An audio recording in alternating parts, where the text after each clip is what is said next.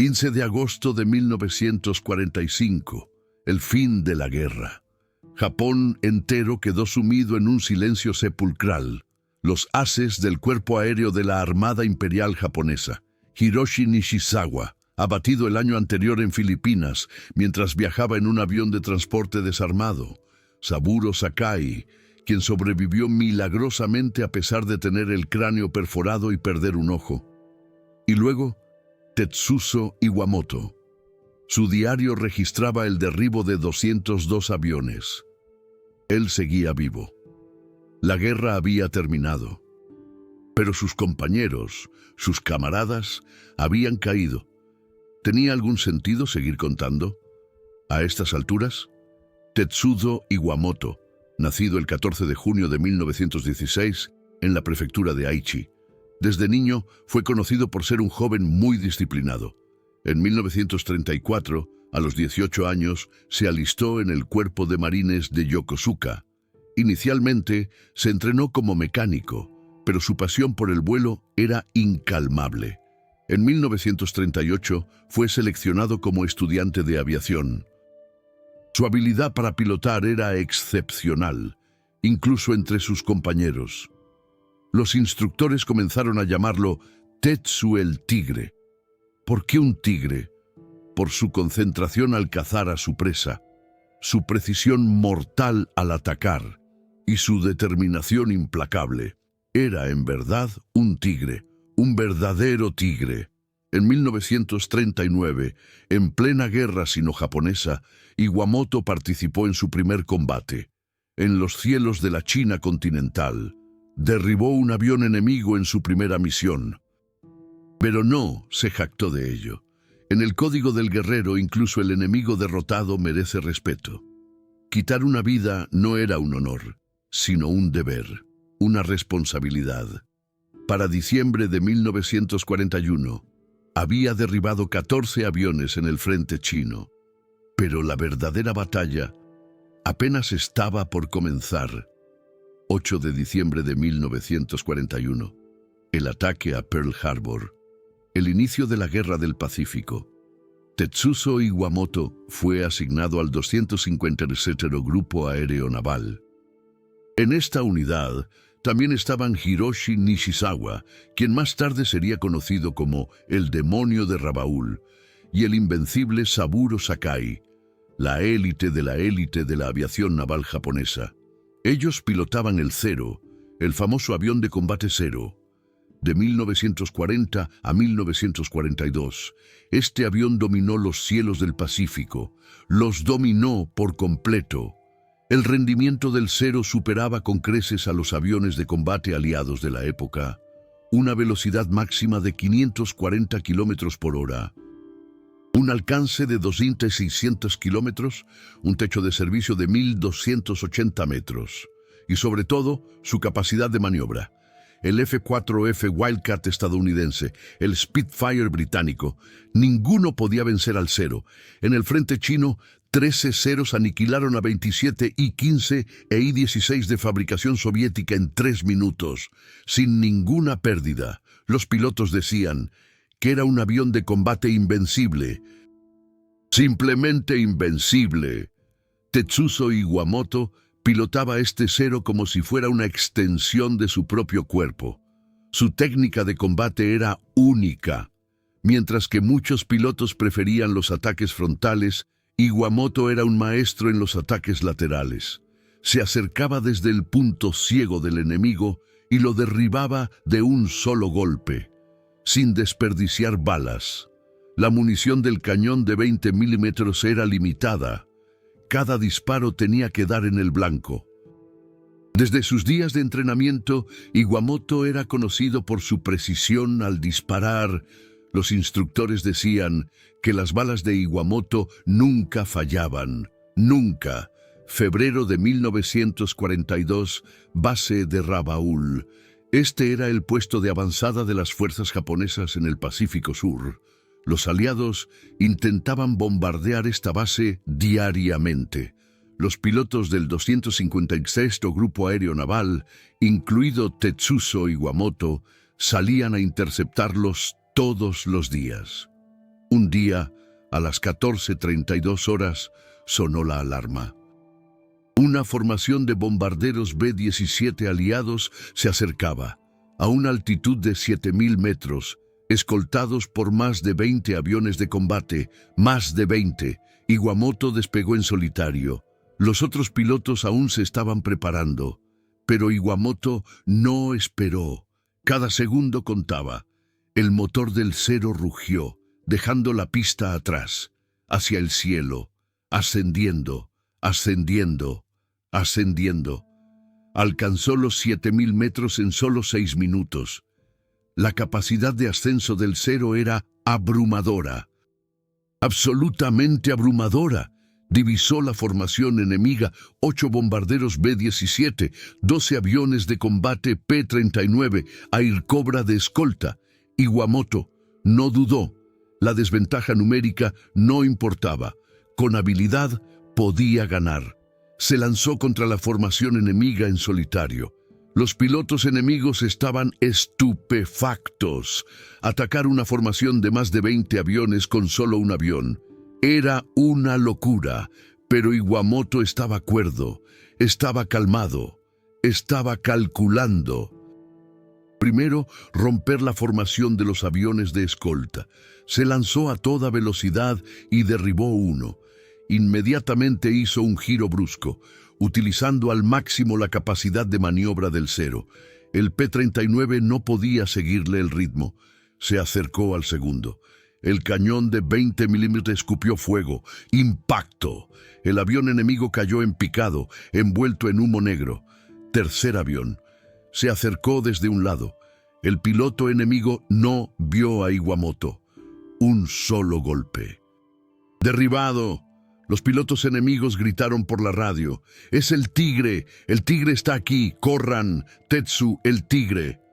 Los pilotos aliados también conocían su reputación. El Cero de Iwamoto tenía pintado un tigre. Si lo veías, corre, se les decía a los nuevos pilotos. ¡Corran por sus vidas! Ese día la batalla duró 28 minutos. Iwamoto derribó 7 aviones. El consumo de municiones fue mínimo, 0 desperdicio. Cuando regresó a la base, quedaba muy poco combustible. Los mecánicos se acercaron corriendo. Examinaron el avión. Ningún impacto de balas enemigas. Una batalla perfecta, pero Iwamoto nunca se confió. En el código del guerrero, la complacencia significa la muerte. Paciencia. Mantenerse siempre alerta. Un solo desliz podría ser fatal, y Iwamoto lo sabía muy bien. 18 de abril de 1943. Un día histórico. El almirante Isoroku Yamamoto, comandante de la flota combinada, fue emboscado por aviones de combate P-38 Lightning estadounidenses mientras volaba para inspeccionar Rabaul. Los aviones de combate de escolta, incluido Tetsuzo Iwamoto, respondieron desesperadamente, pero el bombardero terrestre tipo 1 de Yamamoto fue derribado. El mejor estratega de la Armada Imperial japonesa había caído. Iwamoto se culpó a sí mismo. No cumplió con su deber. Fracaso en la misión de escolta. Ese día no escribió nada en su diario, solo una página en blanco, completamente en blanco. Pero la batalla continuaba. De 1943 a 1944, el récord de derribos de Tetsuzo Iwamoto aumentó rápidamente. Rabaul, las Islas Truk, las Marianas. Lo registraba meticulosamente en su diario. Fecha, hora, lugar, tipo de avión enemigo, método de derribo, como si un artesano registrara sus obras. 7 de junio, 3 F-6F Hellcats, 15 de julio, 2 P-38 Lightning. Un bombardero B-24, 23 de agosto, 4 F-4U Corsair. Los números seguían aumentando. 50 aviones, 60 aviones, 70 aviones, más y más. Hiroshi Nishizawa, del mismo 253 o Grupo Aéreo Naval, era su amigo íntimo. Los dos competían a menudo. ¿Quién alcanzaría los 100 derribos primero? Pero era una rivalidad sana. Se reconocían y respetaban mutuamente sus habilidades. Nishizawa tenía un estilo diferente al de Iwamoto. Nishizawa era un genio. Luchaba por instinto. Iwamoto era un artesano. Luchaba con cálculos, pero el resultado era el mismo: derribar aviones enemigos. Eso era lo único que importaba. En el 253 Grupo Aéreo Naval había otros pilotos excelentes. Saburo Sakai era un maestro de la supervivencia. Sobrevivía en cualquier situación. En agosto de 1942, Sakai sufrió una grave herida que le atravesó el cráneo. Una herida que normalmente sería fatal al instante, pero Sakai mantuvo la conciencia. Estaba ciego de un ojo. Dolor intenso, pero continuó volando durante 5 horas hasta llegar a la base. Una cabina llena de sangre, perdiendo el conocimiento, pero no se rindió. Paciencia. Y milagrosamente regresó. Regresó con vida. Tetsuzo Iwamoto respetaba esta hazaña de Sakai, pero al mismo tiempo se preguntaba, ¿qué habría hecho él? ¿Habría sobrevivido de la misma manera? ¿O debería haber caído con honor? En el código del guerrero, ¿qué es lo correcto? ¿Soportar el dolor y sobrevivir o caer con honor? No había respuesta, simplemente no la había. Una noche, en el cuartel de la base de Rabaul, Iwamoto, Nishizawa y Sakai estaban bebiendo licor. Shochu racionado, de mala calidad, pero seguía siendo licor. Nishizawa dijo, Iwamoto, ¿cuánto tiempo podremos seguir vivos? Fuera de la base, las palmeras se balanceaban con el viento. Una noche cálida y húmeda en el Pacífico Sur, sonido de insectos. El sonido de las olas a lo lejos. Iwamoto no respondió. No podía responder. Sakai dijo, me gustaría caer como una flor de cerezo. Bellamente. Nishizawa se rió. ¿Una flor de cerezo? Yo no quiero caer. Quiero vivir el mayor tiempo posible y derribar tantos enemigos como pueda. Iwamoto simplemente bebió su shochu. En el código del guerrero, la muerte siempre está cerca. Aceptar caer bellamente, como una flor de cerezo, pero en el fondo de su corazón, quería vivir. Solo quería vivir. Los tres sentían lo mismo. No querían morir, pero podrían morir. No, probablemente morirían. Aún así, esta noche estaban vivos. Esta noche estaban bebiendo con sus camaradas.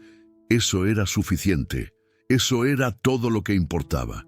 En 1944, la situación de la guerra se estaba deteriorando rápidamente. Se introdujeron nuevos aviones de combate estadounidenses uno tras otro. El F-6F Hellcat, el F-4U Corsair, el P-38 Lightning. Estos aviones de combate superaban al cero en rendimiento, velocidad máxima, capacidad de ascenso, blindaje, en todo. La única ventaja del cero era su capacidad de giro, pero los pilotos estadounidenses desarrollaron nuevas tácticas. No participar en combates de giro con el cero, ataque y fuga, descender en picado a alta velocidad, dar un golpe y huir, escapar a una velocidad abrumadora antes de que el cero pudiera alcanzarlos. Simplemente escapar. Aún más fatal fue la deficiencia estructural del cero. No tenía blindaje. El tanque de combustible no tenía un sistema automático de extinción de incendios. Si una sola bala impactaba en el tanque de combustible, se convertía en una bola de fuego al instante. Los pilotos estadounidenses llamaban al cero el encendedor volador.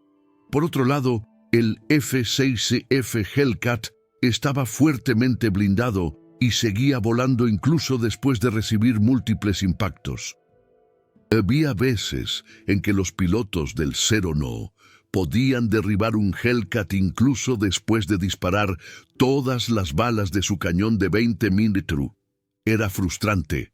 Tetsuzo Iwamoto continuó luchando incluso en esta situación desesperada, compensando con habilidad, compensando con experiencia, compensando con paciencia. En junio de 1944, la Batalla del Mar de Filipinas, un enfrentamiento entre las fuerzas aeronavales japonesas y la Marina de los Estados Unidos. Esta batalla más tarde sería llamada la Gran Mariana Turkey Shoot. Las fuerzas aéreas japonesas sufrieron pérdidas devastadoras. Cientos de Zeros fueron derribados. Pero Tetsuzo Iwamoto sobrevivió. Derribó 5 F-6F Hellcats solo ese día. Pero sus compañeros caían uno tras otro a su alrededor, jóvenes pilotos, enviados al frente sin suficiente entrenamiento, derribados en su primera misión. Era una tragedia. En el diario de Iwamoto, los nombres de sus compañeros seguían aumentando. Junto a los récords de derribos, los nombres de los camaradas que habían muerto. Teniente Tanaka, muerto en acción. Suboficial Yamada, desaparecido en acción. Suboficial de primera clase Sato, derribado. Con cada página que pasaba, nombres de muertos. Sobrevivir se convertía gradualmente en una carga. ¿Por qué solo él sobrevivía? ¿Estaba cumpliendo con su deber? ¿O era la propia supervivencia una vergüenza? Una gran vergüenza.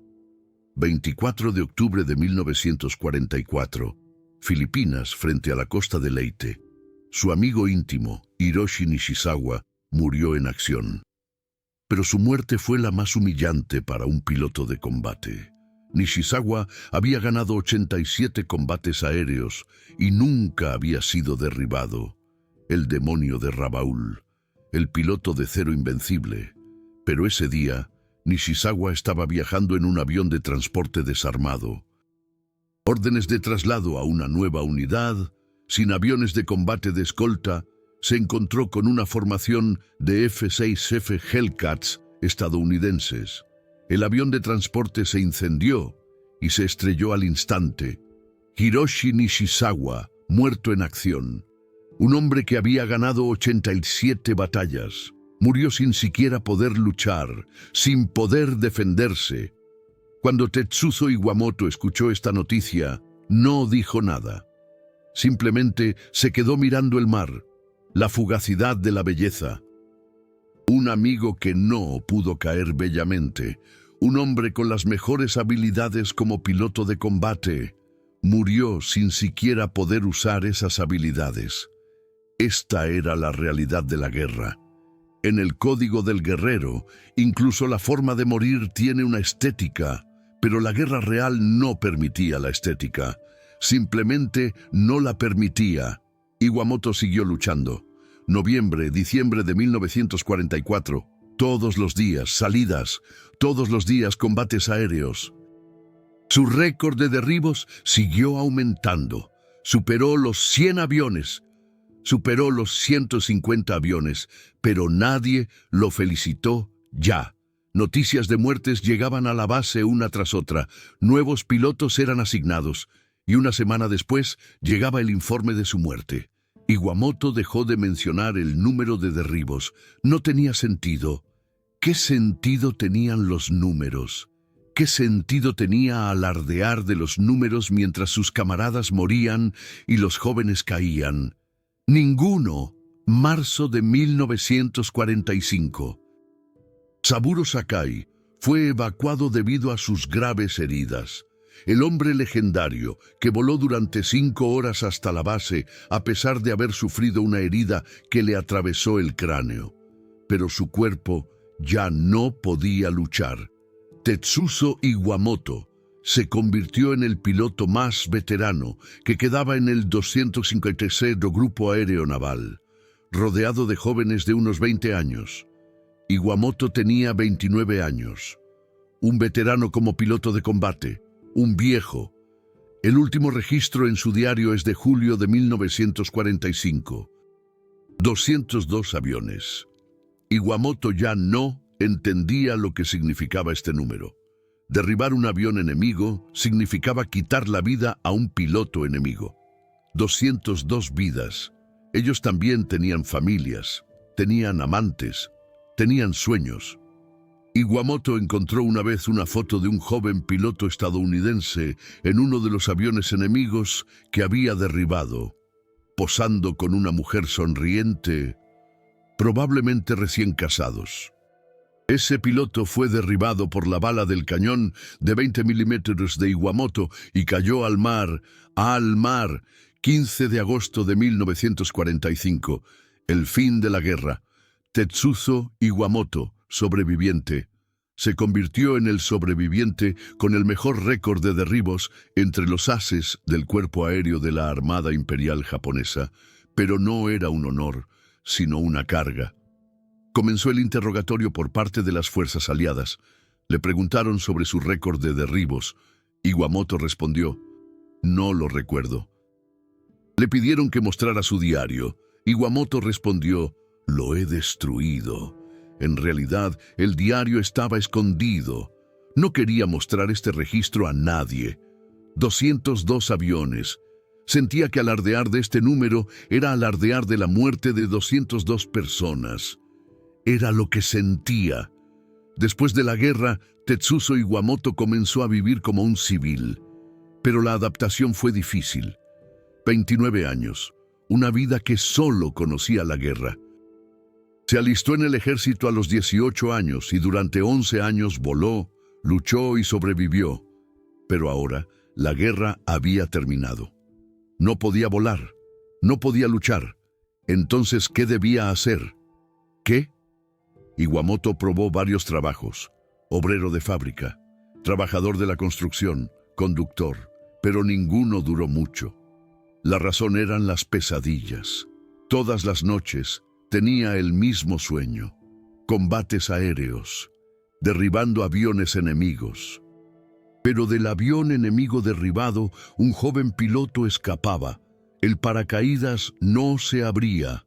El piloto caía al mar. Iwamoto intentaba ayudar, pero el cero no tenía función de aterrizaje. Solo podía mirar. El piloto desaparecía en el mar, y entonces Iwamoto se despertaba, empapado en sudor. Siempre, al igual que muchos soldados japoneses, sufrió de depresión grave. En 1946, el suicidio de veteranos de guerra se disparó en todo Japón. Si ganabas la guerra, eras un héroe. Pero si perdías la guerra, eras solo un remanente derrotado. La sociedad no los trataba como héroes. Más bien, los culpaba por la guerra. Iwamoto también experimentó este sufrimiento. Un sufrimiento horrible. Un día, mientras caminaba por la calle, una joven señaló a Iwamoto y dijo: «Ese hombre es un exmilitar. ¿Cuántas personas habrá matado en la guerra?» Iwamoto no dijo nada. Simplemente siguió caminando en silencio. Pero esas palabras le traspasaron el corazón.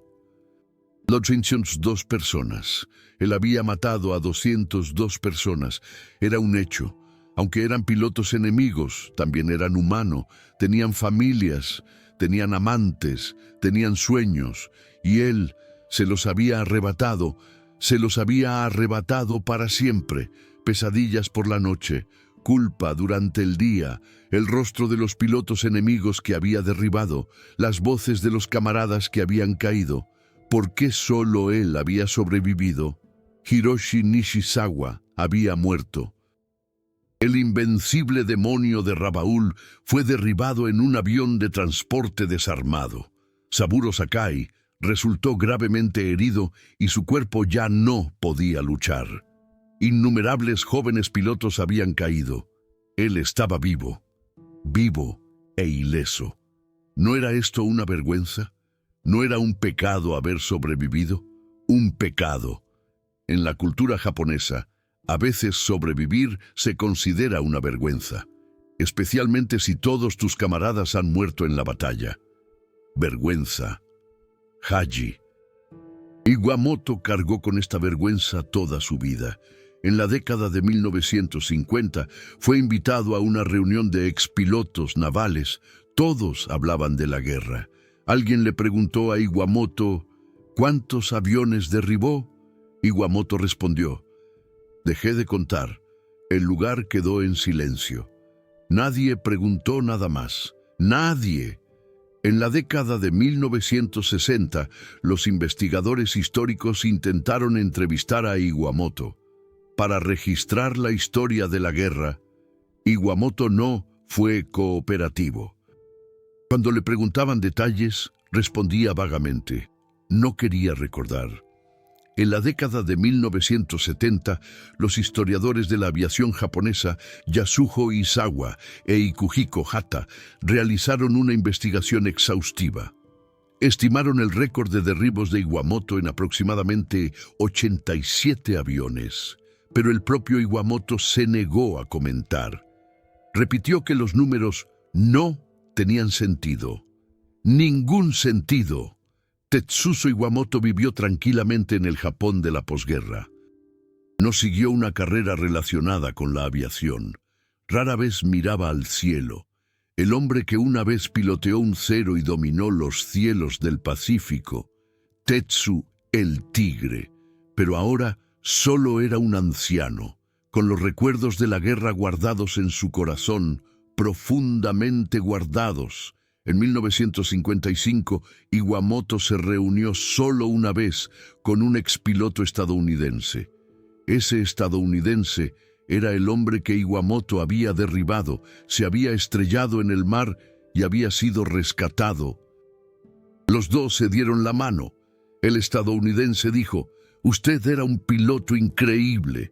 Iwamoto respondió, «Usted también». No dijeron nada más. No había necesidad de hablar.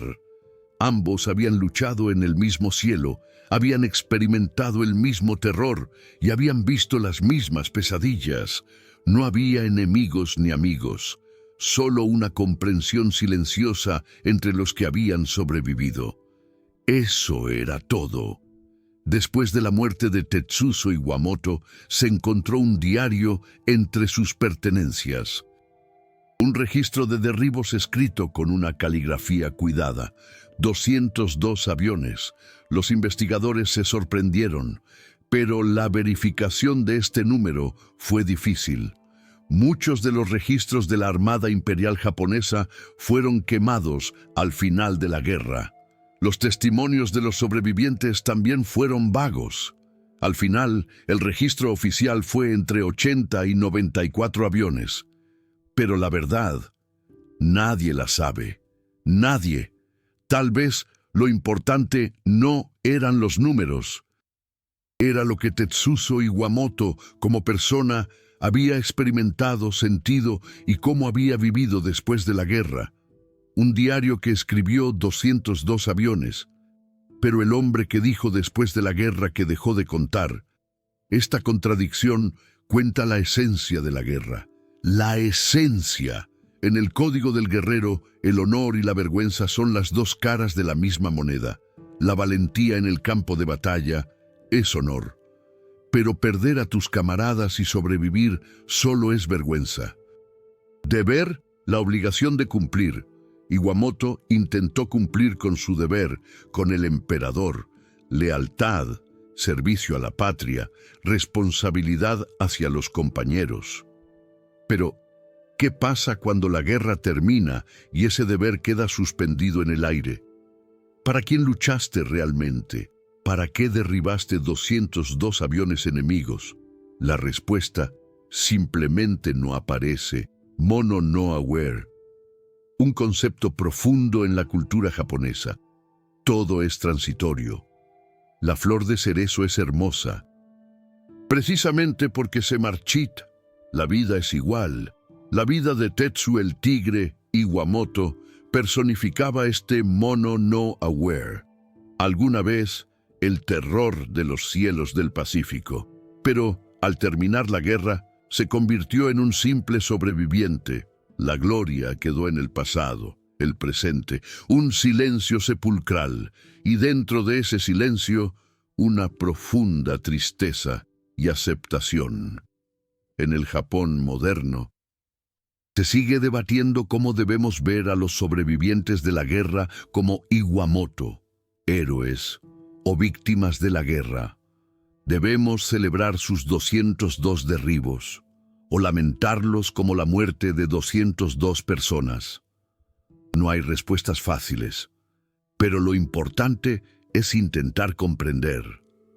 Tetsu, el tigre, Iwamoto, en una entrevista posterior a la guerra, solo una vez reveló sus sentimientos. Un joven reportero lo interrogó insistentemente. ¿Por qué no habla de sus derribos? Iwamoto, tras un largo silencio, respondió en voz baja. Si presumiera de los números, traicionaría a mis camaradas caídos. Si me quedo en silencio, olvidaría sus sacrificios. Elija lo que elija. Es doloroso. Por eso dejé de contar. Solo rezo por ellos cada mañana. Eso es todo. En estas palabras se condensa todo sobre Tetsu, el tigre Iwamoto. La angustia del sobreviviente, el peso inconmensurable que los números no pueden representar, y una oración silenciosa. Esta fue la herida emocional que muchos veteranos de guerra japoneses han cargado. 80 años después del fin de la guerra, casi todos los veteranos de guerra como Iwamoto han fallecido. Sus voces solo permanecen como registros y testimonios. Pero hay mucho que aprender de esos registros. La guerra no se trata de números, sino de la historia de cada ser humano. Detrás de los 202 aviones derribados, había 202 personas.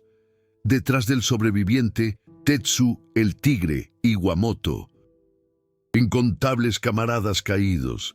¿Qué lecciones debemos aprender de Tetsu, el tigre, Iwamoto? Primero, la inhumanidad de la guerra. Por muy talentoso que fuera el piloto, la guerra lo atormentó. Segundo, el peso de sobrevivir. La supervivencia no siempre es felicidad. Tercero, la posibilidad de la reconciliación. Antiguos enemigos pueden darse la mano. Y cuarto, la profunda verdad que se encuentra en el silencio. En lo que no se dice está el mensaje más importante. Te agradezco de corazón que hayas visto este video hasta el final. La historia de Tetsu, el tigre, Iwamoto, no es una simple saga heroica de guerra. Es una historia de angustia humana, conflicto y silenciosa dignidad. Transmitir esta historia con precisión y con profundidad cultural requiere un enorme esfuerzo, años de investigación, descifrado de documentos japoneses antiguos, comprensión precisa de los conceptos culturales y, sobre todo, una expresión respetuosa hacia los veteranos de guerra. Cada video conlleva una responsabilidad hacia la historia. Tu supergracias no es solo un apoyo financiero, es que me dices, esta historia debe contarse con precisión. Contaremos las palabras que Tetsu, el tigre, Iwamoto no dijo. Registraremos los nombres de los camaradas caídos, para que no se olviden. Intentaremos comprender a los humanos que estaban detrás de los números. Luz de supergracias se utiliza para todos estos esfuerzos. Te conviertes en un defensor de los narradores de la historia. Y también es una responsabilidad hacia el futuro. No glorificar la guerra, pero comprender a los que lucharon. Mantengamos juntos este difícil equilibrio. La historia de Tetsu, el tigre, Iwamoto, nos enseña el valor de la paz. No debemos olvidar por qué dejó de contar. No hay nada de qué presumir en la guerra.